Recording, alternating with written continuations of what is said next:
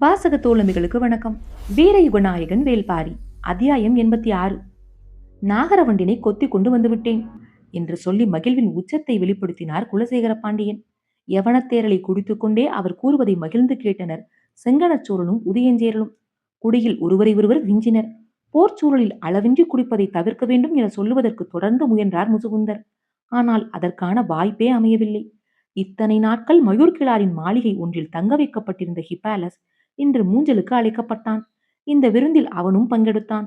ஹிப்பாலஸிடம் குலசேகர பாண்டியன் மீண்டும் மீண்டும் சொன்னார், நாகரவண்டினை நமது கூட்டுக்கு கொண்டு வந்து விட்டோம். இனி நமக்கான இறை நம்மை தேடி வந்தே தீரும். மூவரும் இணைந்து வளைத்து வளைத்து வேட்டையாடுவோம்.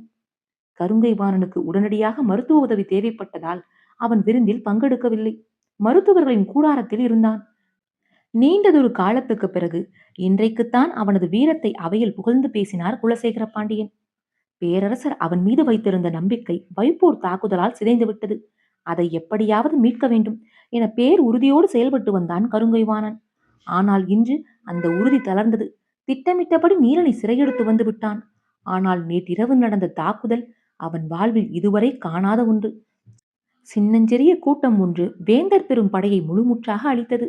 மாவீரர்களான திதியனும் துடிச்சாத்தனும் கொல்லப்பட்டனர். பங்கெடுத்த வீரர்களில் 10ல் 1 பங்கு வீரர்கள் மட்டுமே உயிரோடு மீண்டுள்ளனர். அவர்களில் பாதி பேர் போர்க்களம் புக நீண்ட காலமாகும். இருமுறை மயிரலியில் உயிர் தப்பினான் கருங்கைவாணன்.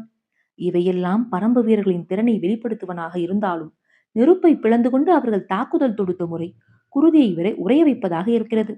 நினைக்கும் பொழுதே நடுக்கத்தை ஏற்படுத்துகிறது. இந்த தாக்குதலில் தப்பித்த ஒவ்வொருவனும் இனி இதைத்தான் பேசுவான். பரம்பு வீரர்களின் கற்பனைக்கு எட்டாத வீரமும் ஆற்றலும் அடுத்து வரும் நாட்களில் வேந்தர் படை முழுவதும் பரவிவிடும். எதிரி படையினர் நம்மை போன்ற மனிதர்கள்தான் என்பது மாறி அவர்கள் பேராற்றல் கொண்டவர்கள் என ஆழ்மனம் நம்பிவிடும். நீரை நிலம் விழுங்குவதைப் போல தனது வீரத்தை தானே விழுங்கி வற்றச் செய்யும் வேலையை மனம் நமக்கு தெரியாமலேயே செய்து கொண்டிருக்கும். இதை எப்படி மாற்றப் போகிறோம்? அவர்களை வீழ்த்தும் வலிமை நமக்கு இருக்கிறது என்பதை படை வீரர்களின் எண்ணிக்கையால் மட்டுமே உருவாக்கிவிட முடியாது. 600 வீரர்கள் கொண்ட படைப்பிரிவை அந்த சின்னஞ்சிறிய கூட்டம் அழித்து முடிக்க அதிக நேரமாகவில்லை. அப்படியென்றால் குவிக்கப்பட்டுள்ள இந்த பெரும் படையை அவர்களால் வென்றுவிட முடியும் தானே? கேள்விகள் விடாது மேலெழுந்து கொண்டே இருந்தன. கண்களை சற்று மூடுங்கள், முகம் முழுவதும் பச்சிலை தடவ வேண்டும் என்றார் மருத்துவர். கண்களை மூடினால் நெருப்பை பிளந்து கொண்டு பரம்பு வீரர்கள் வெளிவந்து கொண்டே இருந்தனர். கருங்கைவானால் கண்களை மூட முடியவில்லை. சிந்தனையின் வெக்கை இமைகளை சுட்டது. இந்த பெரும் போருக்கு தலைமையேற்கும் மகா சாமந்தனாக கருங்கைவாணனை தேர்வு செய்தது எவ்வளவு பொருத்தமானது என உதயஞ்சேரலும் செங்கனச்சோழலும் பாராட்டி பேசினர். போர்க்களத்தில் சிறந்த தளபதியை கொண்டுள்ள மன்னன் நிம்மதியாக படுத்துறங்குவான் என்று சொல்வார்கள் அல்லவா என கேட்டார் முசுகுந்தர். ஆமாம் என வேந்தர்கள் வழிமொழிந்தனர். நிறைந்த மயக்கத்தில் குலசேகர பாண்டியன் ஹிப்பாலஸிடம் சொன்னார், நீங்கள் நாளை புறப்பட்டு மதுரைக்கு சென்று ஓய்விடுங்கள். பாரியை வீழ்த்திவிட்டு நாங்கள் வந்து சேர்கிறோம். ஹிப்பாலஸ் மகிழ்வோடு அதை ஏற்று தலைவணங்கி நன்றி சொன்னான். மகிழ்வின் உச்சத்திலும் நிலை கொள்ளாத மயக்கத்திலும் கூட பாண்டியவேந்தர் செயலில் கவனத்தோடு இருப்பார் என்பதை பலமுறை பார்த்து வியந்தவர் முசுகுந்தர். இன்றைய செயலும் அவரை எல்லையற்ற வியப்புக்கு உட்படுத்தியது. குலசேகர பாண்டியரை யாராலும் கணித்துவிட முடியாது. எந்த சொல் கொண்டு செயலின் திசையை எந்த பக்கம் திருப்புவார் என்பதை இத்தனை ஆண்டுகளாக உடன் இருக்கும் தன்னாலேயே புரிந்து கொள்ள முடியவில்லையே. உதயஞ்சேரலும் செங்கனச்சோழனுமா புரிந்து கொள்ளப் போகின்றனர் என்று எண்ணியபடி ஹிப்பாலஸை அனுப்பி வைக்கும் வேளையில் ஈடுபட்டார் முசுகுந்தர். நள்ளிரவுக்கு பிறகும் வெகு நேரம் விருந்து நீடித்தது. மறுநாள் பொழுது விடிந்த பிறகு நாகக்கரட்டில் இருந்து தனித்த தேர் ஒன்று கீழிறங்கியது. கருநிறத்தால் ஆன பெரும் போர்வையை உடல் முழுவதும் சுற்றி தேரின் வலதுபுற கைக்கட்டையை பிடித்தபடி வந்து கொண்டிருந்தார் கபிலர். வேந்தர்களின் படையணியை நோக்கி கீழிறங்கி வந்தது தேர். உடலின் அத்தனை உறுப்புகளும் செயலற்றதைப் போல உணர்ந்த நாள் இது. உயிர் துடிப்பற்று இருந்தன அவருடைய கண்கள். ஆனாலும் தன்னுடைய கடமையை செய்ய வேண்டும் என்பதில் அவரது உள்ளம் தெளிவோடு இருந்தது. தேர் வேந்தர்களின் படையணிக்கு அருகில் வந்து நின்றது. வீரன் ஒருவன் தேருக்கு அருகில் வந்து செய்தி என்ன என்று கேட்டான். கபிலர் வந்திருக்கிறேன் என்று வேந்தர்களிடம் சொல் என்றார். சரி என கூறி அவன் செய்தியை சொல்ல மூஞ்சரை நோக்கி குதிரையில் விரைந்தான். நள்ளிரவுக்கு பிறகும் விருந்து நீண்டதால் வேந்தர்கள் யாரும் எழுந்திருக்கவில்லை. மூஞ்சரின் வாசலிலேயே அந்த வீரன் நின்றிருந்தான். நெடும் பொழுது கடந்தது. கபிலரின் தேர் அசைவற்று நின்றிருந்தது. அனுமதிக்காக காத்திருக்கும் நீண்ட பொழுதை கபிலர் முதன்முறையாக சந்தித்துக் கொண்டிருந்தார். மனம் கொந்தளிப்பிலேயே இருந்தது. தேரோட்டி வந்த வீரன் இடது பக்க கட்டையில் தொங்கிக் கொண்டிருக்கும் மூங்கில் குடுவையில் உள்ள நீராகாரத்தை கபிலருக்கு தருவோம் என நினைத்து திரும்பினான். எக்காரணம் கொண்டும் திரும்பாதே, அழைப்பு வருகிறதா என்று மட்டும் பார் என்றார். கபிலரின் திடமான குரல் கேட்டு சற்றே அதிர்ச்சியானான் வீரன். இரளிமேட்டில் இருந்து பாரி கபிலரை பார்த்து கொண்டே இருப்பான். இவ்வளவு பொழுது அவர் நிற்க வைக்கப்பட்டதை அவனால் தாங்கிக் கொள்ள முடியாது. உடனே திரும்பி வாருங்கள் என்று சொல்லிவிடக்கூடும். எனவேதான் எப்பக்கமும் திரும்பாதே என்று கபிலன் வீரனை கடிந்து கூறினார். பொழுது நண்பகலை கடந்தது. தேர் தனது இடம் விட்டு நகராமல் நின்று கொண்டே இருந்தது. அனுமதி கேட்கச் சென்றவன் வந்து சேர்ந்தான். கபிலரின் தேர் படையணிக்குள் அனுமதிக்கப்பட்டது. குதிரை வீரன் வழிகாட்டி முன் சென்றான். படையணிகளுக்குள்ளும் பாசறைகளுக்கு இடையேயும் வளைந்து நெளிந்து சென்றது தேர். இறுதியில் மூஞ்சலை அடைந்தது. கபிலர் இறங்கினார். வரவேற்க எவரும் இல்லை. எந்த கூடாரம் நோக்கி போவது என்பது சற்றே குழப்பமாக இருந்தது.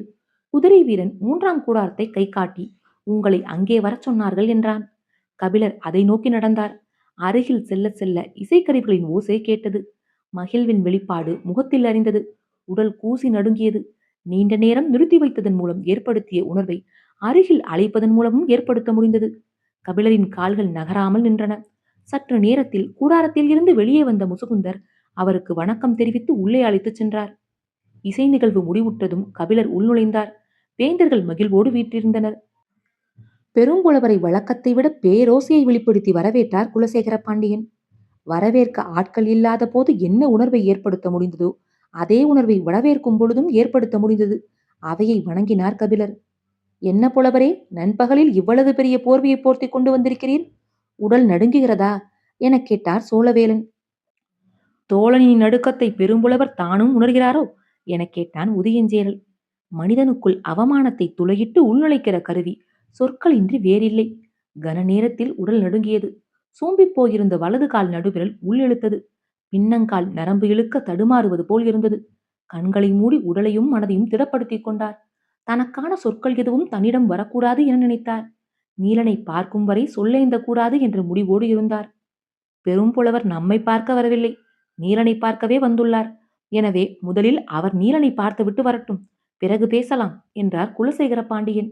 சரி எனச் சொல்லி எழுந்த முசுகுந்தர் கபிலரை அழைத்துக் கொண்டு வெளியில் வந்தார். மூஞ்சலில் பெரும் கூடாரங்கள் போதிய இடைவெளி விட்டு அமைக்கப்பட்டிருந்தன. அந்த கூடாரங்களுக்கு நடுவே சிறியதாய் ஒரு கூடாரம் அமைக்கப்பட்டிருந்தது. முசுகுந்தர் அதை நோக்கி நடந்தார். கபிலரின் கால்கள் முன்னகர தயங்கின. நீலன் எந்த நிலையில் இருக்கப் போகிறான் என்ற கவலை அவரை மேலும் நடுக்கமுற வைத்தது. முசுகுந்தர் கூடாரத்தின் திரைச்சீலையை விளக்கியபடி கபிலர் உள்ளே செல்ல கையை நீட்டினார். உள்நுழைந்தார் கபிலர். கூடாரத்தின் நடுவில் கைகள் கட்டப்பட்ட நிலையில் மரத்தூண் ஒன்றில் சாய்ந்து கிடந்தான் நீலன். உடல் எங்கும் குருதி வழிந்த கருந்திட்டுகள் இருந்தன. இன்னும் சில இடங்களில் செங்கசிவு நிற்காமல் இருந்தது. கால் தொடையில் ஈட்டி இறங்கிய இடத்தில் துணிகளை கொண்டு கட்டியிருந்தான். ஆங்காங்கே தசைகள் பீந்து தொங்க ஈக்கள் மொய்த்து கொண்டிருந்தன. கண்கள் உச்சரிக்கப்படி கிடந்தவன் ஓசை கேட்டு விழித்து பார்க்க முயன்றான். புருவங்கள் தான் மேலேறி கொண்டிருந்தன. இமைகளை திறக்க முடியவில்லை. முயன்று இமை திறந்து பார்த்தான். எதிரில் கபிலர். அவனது தலையை கைகளால் மெல்ல தடவியபடி அருகில் மண்டிகிட்டு அமர்ந்தார். விழிகள் ஏறிட்டு கபிலரை பார்த்தன. கலங்கிய கண்களோடு அவனையே பார்த்து கொண்டிருந்தார் கபிலர். அவரின் கண்கள் அவனது காயங்களை தேடி தேடி நகர்ந்தன. எதிரியின் கூடாரத்துக்குள் கட்டுண்டு கிடக்கும் மாவீரனிடம் நம்பிக்கையூட்டும்படி பேச கபிலரால் முடியும். ஆனால் நீலனை பல நேரங்களில் தன் மகனைப் போல உணர்ந்தவர் அவர். அவரது மனம் உணர்வுகளின் கொதிகலனாக இருந்தது. கண்களில் நீர் பெருகிக் கொண்டே இருந்தது. அவனது காயங்களின் ஊடே கைகள் நகர்ந்தபடி இருந்தன. அவரை நீலனால் முழுமையாக உணர முடிந்தது. மெல்ல அவன் பேசத் தொடங்கினான். உங்களை சந்தித்த முதல் நாள் நான் என்ன சொன்னேன் என்பது நினைவிருக்கிறதா? தனது உடல் நடுக்கத்தை வெளிக்காட்டிக் கொள்ளக்கூடாது என முயன்று கொண்டிருந்த கபிலருக்கு நீலன் எதை கேட்கிறான் என்பது புரியவில்லை. சிந்தித்து பார்த்தார். அவன் கேட்பது நினைவுக்கு புலனாகவில்லை. நீலன் சொன்னான், வேட்டுவன் பாறைக்கு நீங்கள் வந்த அன்று சொன்னேன். வீரனின் வாழ்வு மிக குறுகியது. பரம்பு நாட்டுக்கு நாற்புறமும் எதிரிகள். எப்போது போர் மூலும் என தெரியாது. போர்க்களத்தில் நான் சாயும் பொழுது எனது ஈட்டியை இறுகப் பற்றி முன்னேற என் மகன் வந்து நிற்க வேண்டும் என்று. கண்களை அகல திறந்தபடி கேட்டுக்கொண்டிருந்தார் கபிலர். நான் எனது வார்த்தையை காப்பாற்றிவிட்டேன். இன்னும் சில நாட்களே ஆனாலும் நான் மரணிப்பதற்குள் மயிலா வீரமகவே ஈன்றெடுப்பாள் என்றான் நீலன். கலங்கியபடி கூறினார் கபிலர். நீ மாவீரன். போரிடும் முன்பே வாகை பூயேந்தி வந்த உன்னை மரணம் எப்படி அணுகும்? மயிலாவுக்காக குமரி வாகையை பறித்து போனது நினைவுக்கு வந்தது. ஆதினி இதை சொல்லித்தான் மயிலாவை ஆற்றுப்படுத்தியிருப்பாள் என தோன்றியது. கொற்றவை உனக்கு வெற்றி வாகையை தந்து அனுப்பியுள்ளாள். அதனால்தான் உனது வீரத்தை இன்று பரம்பே பேசுகிறது என்றார் கபிலர். தொடர்ந்து பேச முயன்றான் நீலன். ஆனால் அது அவ்வளவு எளிதாக இல்லை. முயன்று சொன்னான். என்னை விட பெரும் வீரத்தை வெளிப்படுத்தியவர்கள் சோமக்கிழவனும் கொற்றனும் தான். கிழவனும் சிறுவனும் எண்ணிலடங்காத எதிரிகளை அழித்தொழித்தார்கள் என்றவன் சற்றே இளைப்பாரி, காளம்பரிடம் மன்னிப்பு கேட்டதாக சொல்லுங்கள். கொற்றனை நான் காக்க தவறிவிட்டேன் என்று சொல்லும் பொழுதே உடைந்து கலங்கினான் நீலன். இல்லை, உரிய நேரத்தில் உதவ முடியாததற்காக உன்னிடம் மன்னிப்பு கேட்க சொல்லி பாரி கூறினான். என்ன பேசுகிறார்கள் என அருகில் நின்று கேட்டுக்கொண்டிருந்தார் முசுகுந்தன். நீலனின் மீது மொய்த்துக் கொண்டிருந்த ஈக்களை விரட்டியபடி தான் போர்த்து இருந்த போர்வையை எடுத்து உதறாமல் அவன் மீது இறுக சுற்றி போர்த்தினார் கபிலர். அவனது காலிலே குருதி வடிய தொங்கிக் கொண்டிருந்த மேலாடையின் சிறு பகுதியை கிழித்து எடுத்தார். அவர் என்ன செய்ய போகிறார் என முசுகுந்தருக்கு விளங்கவில்லை. கிழித்து எடுத்த அந்த சிறு துணியை கைவிரல்களில் சுருட்டியபடியே சொன்னார். வரும் முழுநிலா நாளில் கொற்றவைக்கு குருதியாட்டு விழா. கூத்துத்திரலில் திரி போட வேண்டுமல்லவா என்றார். நீலன் அவரை உற்று பார்த்தார். பாரிதான் எடுத்து வரச் சொன்னான் என்று சொல்லியபடியே துணியை சுருட்டி முடித்தார். நீலனுக்கு விளங்கியது. போர் முடிவுற்றவுடன் நடப்பதுதான் குருதியாட்டு விழா. முழு நிலவுக்கு இன்னும் 12 நாட்கள் உள்ளன. அதற்குள் எதிரிகளை வென்று முடிப்பேன் என சொல்லி அனுப்பியுள்ளான். அது மட்டும் அன்று, போரிலே தமது குருதி படிந்த ஆடை கொண்டே கொற்றவைக்கு விளக்கேற்றி திரி போடுவர். நீலனின் குருதி படிந்த மேல் துணியை எடுத்து வரச் சொன்னதற்கு காரணம், குருதியாட்டு விழாவுக்கு நீலன் திரி போட வந்து சேருவான் என்பதே. நீலனிடம் சொல்ல வேண்டிய எல்லா செய்திகளையும் சொல்லி முடித்தார் கபிலர். 12 நாட்களில் எதிரிகளை வென்று உன்னை மீட்பேன் என்று பாரி சொன்னதாக கபிலர் சொன்ன எதுவும் முசுகுந்தருக்கு புரியவில்லை. சரி, புறப்படலாம் என முசுகுந்தரை பார்த்து சொல்லியபடி நீலனிடம் இருந்து எழுந்தார் கபிலர். மகிழ்வின் ஒளியேறிய முகத்தோடு அவரை பார்த்தான் நீலன். அந்த பார்வை விளங்கிக் கொள்ள முடியாத ஆழத்தோடு இருந்தது. விடைபெற்று கூடாரத்துக்கு வெளியில் வந்தார் கபிலர். சிறிது தொலைவு கடந்ததும் முசுகுந்தர் கேட்டார். அவன் மீது அளவு கடந்த அன்பு கொண்டுள்ளீர்களோ? ஆம் என்று தலையை மட்டும் ஆட்டினார் கபிலர். நீங்கள் போர்த்து இருந்த போர்வையை அவனுக்கு ஏன் போர்த்தினீர்கள்? மேலெல்லாம் ஈக்கள் மொய்க்கின்றனவே, அதில் இருந்தாவது அவனை காப்போம் என்றுதான். நீங்கள் நினைத்தால் அவனையே காப்பாற்றலாம். சற்றே நடையின் வேகத்தை குறைத்த கபிலர் முசுகுந்தரை பார்த்தார். மூவேந்தர்களுக்கு உதவுவதாக வாக்களியுங்கள். உங்களின் தேரிலேயே அவனை அனுப்பி வைக்க ஏற்பாடு செய்கிறேன். சிரித்தார் கபிலர். மேகம் எப்படி காற்றுக்கு எதிராக பயணிக்கும்? நீலனின் மீது உங்களுக்கு இருப்பது உண்மையான அன்பென்றால் வீசும் காற்று ஒரு பொருட்டல்ல. அன்பின் உண்மைத்தன்மையை உங்களால் கண்டறிய முடியுமா முசுகுந்தரே? நிச்சயம் முடியும். கபிலரை எத்தனையோ ஆண்டுகளாக அறிந்தவன் நான். எளிய உணர்ச்சிகளுக்கு இடம் கொடுக்காத பேரறிஞர். ஆனால் இன்று அவனோடு பேசும் பொழுது உங்களின் கண்கள் எத்தனை முறை பெருக்கெடுத்தன என்பதை கவனித்தேன். கபிலர்தானா இவர் என்று உங்களின் மீதே எனக்கு ஐயம் வரும் அளவுக்கு இருந்தது. அவன் மீது நீங்கள் கொண்டுள்ள அன்பு, அவன் உங்களுக்கு எவ்வளவு முக்கியமானவன் என்று புரிந்து கொண்டேன். அதனால்தான் சொல்கிறேன், உங்களால் அவனை காப்பாற்ற முடியும். அவனது துன்பங்கள் கண்டு என்னை அறியாமல் கண்ணீர் சிந்தினேன்.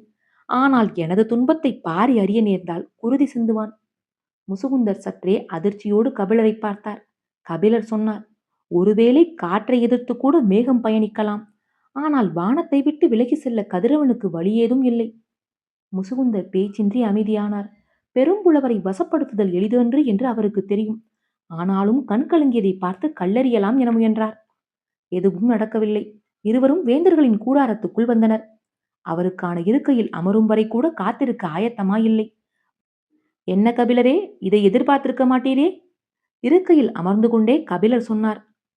ஆம், பெருவேந்தர்கள் மூவரும் கோழையின் செயலை செய்வார்கள் என எப்படி எதிர்பார்க்க முடியும்? அதிர்ந்தது அவை. தனக்கான சொற்களை கை கொள்ளத் தொடங்கினார் கபிலர்.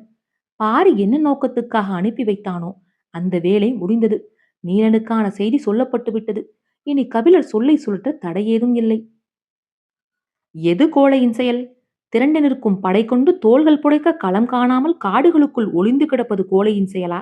அவனது எல்லைக்குள் நுழைந்து தாக்குதல் நடத்தி அவன் தளபதிகளில் ஒருவனை சிறைப்பிடித்து வந்தது கோழையின் செயலா? சீறினான் உதயஞ்சேரல். ஒற்றறிந்து இருள் போர்த்தி பம்மி பதுங்கி நீங்கள் நடத்திய தாக்குதலுக்கு என்ன பெயர் வேண்டுமானாலும் சொல்லிக் கொள்ளுங்கள். ஆனால் அந்த செயலுக்கான குணம் கோழையினுடையது. ஒற்றறிவதோ, இருள் போர்த்தி நகர்வதோ, பதுங்கி பாய்வதோ போரின் பகுதியென்று நீங்கள் அறியாதவரல்லர். பாரியுடனான நட்பு போர் நெறியை மறந்தவராக உங்களை மாற்றியுள்ளது. நெறிகளையும் மரபுகளையும் அறியாதவர்களின் பட்டியலில் என்னை சேர்க்கும் அளவுக்கு போருக்கான மனநிலையில் மூழ்கிவிட்டீர்கள். உங்களின் நோக்கம் அதுவென்றால் உங்களுக்கு உதவ நான் ஒரு வழிமுறை சொல்கிறேன், கேட்கிறீர்களா? பெரும் புலவரே, உங்களால் எங்களுக்கு உதவ முடியாது. எங்களுக்கு உதவுவதாக நீங்கள் எது செய்தாலும் அதற்கு பின்னால் இருப்பது எங்களின் எதிரியான பாரியின் நலனே என்றார் குலசேகர பாண்டியன். சற்றே வாய்விட்டு சிரித்தபடி கபிலர் சொன்னார், இதைத்தானே நான் சொன்னேன். போருக்கான மனநிலைக்குள் முழுமுற்றாக மூழ்கிவிட்டீர்கள். இனி குருதி பிசையாமல் உங்களால் உணவருந்த முடியாது. சொற்களின் கூர்மை நுனிமூக்கை குத்தி இழுத்தது. உயர்த்திய குரலோடு உதியஞ்சேரல் கேட்டான், சரி, சொல்லுங்கள். எங்களுக்கு உதவ என்ன சொல்லப் போகிறீர்கள்? பாரி மலைவிட்டு கீழிறங்கி போரிட வேண்டும். அதனால்தானே நீலனை சிறைப்பிடித்து வந்துள்ளீர்கள். அவையில் அமைதி நீடித்தது. கபிலர் தொடர்ந்தார், நீலனை தூக்கி வந்தால் கூட அவன் உடனடியாக போர் தொடுக்க மாட்டான். சற்று காலம் தாழ்த்துவான். உங்களின் அவசரம் கருதி சொல்கிறேன். நீலனை விடுவித்து விடுங்கள். என்னை சிறையில் இடுங்கள். இந்த கணமே போரை தொடங்குவான் பாரி. கூடாரம் அதிர்வதைப் போல சிரித்தார் குலசேகர பாண்டியன். பெரும் புலவரே, இதைத்தானே நான் முதலிலேயே சொன்னேன். எங்களுக்கு உதவுவதாக நீங்கள் எது செய்தாலும் அதற்கு பின்னால் இருப்பது எங்கள் எதிரியான பாரியின் நலனே. கபிலர் சற்று அதிர்ந்தார். தமிழ் நலத்தின் பெரும் புலவரை மூவேந்தர்கள் சிறைப்பிடித்தனர் என்ற அவப்பெயர் எங்களுக்கு நேர வேண்டும். ஆனால் அவரை மீட்க போரிட்டு உயிர் நீத்தான் பாரி என புலவர் குடிகள் காலம் காலமாக அவனை போற்ற வேண்டும். அதுதானே உங்களின் நோக்கம்? கபிலர் சொன்னார், நீங்கள் விரும்பும் போர்க்களத்துக்கு பாரியை உடனடியாக வரவைக்கும் வழியைத்தானே நான் கூறினேன். அதில் துளியும் மிகையில்லை. ஆனால் இந்த செயலில் என்பால் அவனுக்கு இருக்கும் அன்பு உங்களுக்கு புலப்படவில்லை. அவன் அடையப் போகும் புகழ் மட்டுமே உங்களின் கண்களுக்கு தெரிகிறது. இதை பற்றித்தான் பேச நினைக்கிறேன். இன்னும் பேச என்ன இருக்கிறது? இருக்கிறது. உங்களது போர் அவன் கொண்டுள்ள பொருளுக்கானது அன்று, அவன் பெற்றுள்ள புகழுக்கானது. ஒருவனின் செல்வத்தை கவர்ந்திட போரிட்டால் அந்த போரில் வெற்றி தோல்வி உண்டு.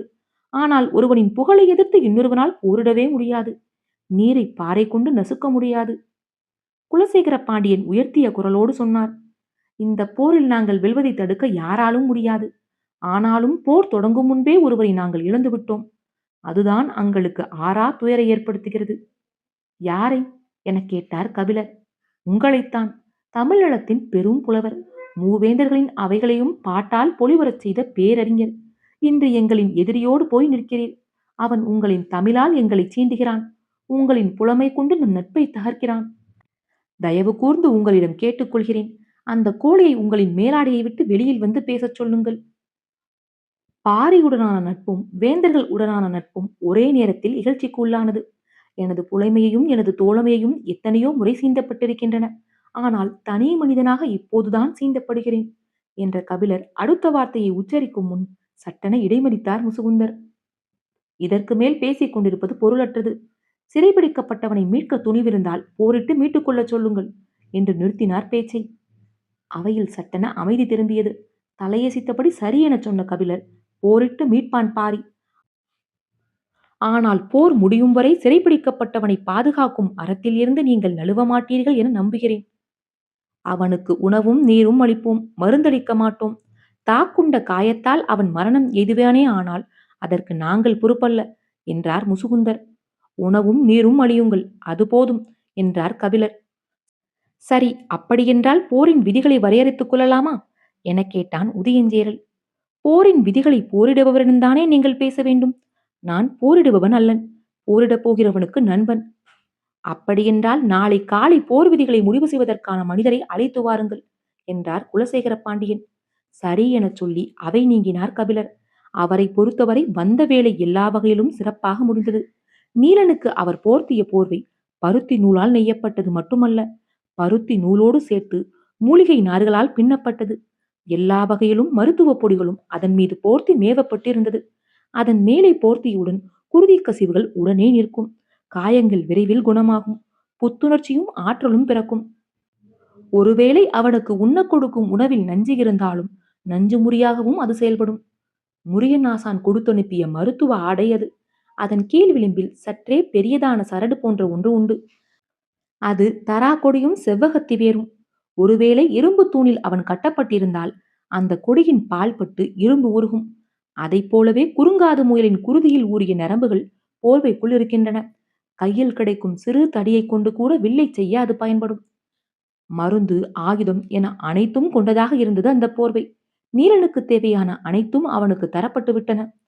கபிலர் நிறைவோடு படை நீங்கி வெளியேறினார். நாகக்கரட்டில் ஏறும்போதே இரவாகிவிட்டது. அவரின் வரவுக்காக 6ஆம் குகையில் பாரி, தேக்கன், முடியன், காலம்பன், கூழையன், வாரிக்கையன், முடியனாசான் ஆகியோர் காத்திருந்தனர். கபிலர் வந்தவுடன் முரியன் ஆசான் எண்ணற்ற கேள்விகளை கேட்டார்.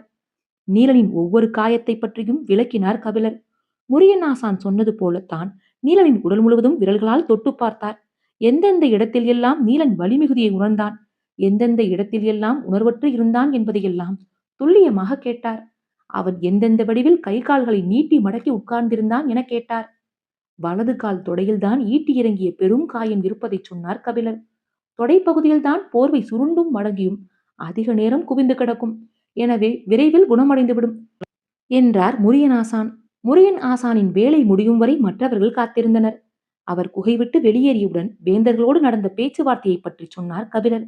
அனைவரும் கவனமாக கேட்டனர்.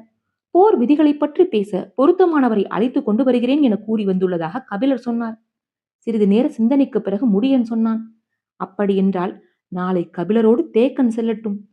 எல்லோரும் சரி என்பது போல தலையசைத்த பொழுது பாரி சொன்னான், தேக்கன் வேண்டாம். சற்றே வியப்போடு பார்த்தனர். கபிலரோடு வாரிக்கையன் செல்லட்டும். அத்தியாயம் 86 நிறைவுற்றது. காற்றோடும் உங்கள் காதுகளோடும் நான் எவி மயிலா.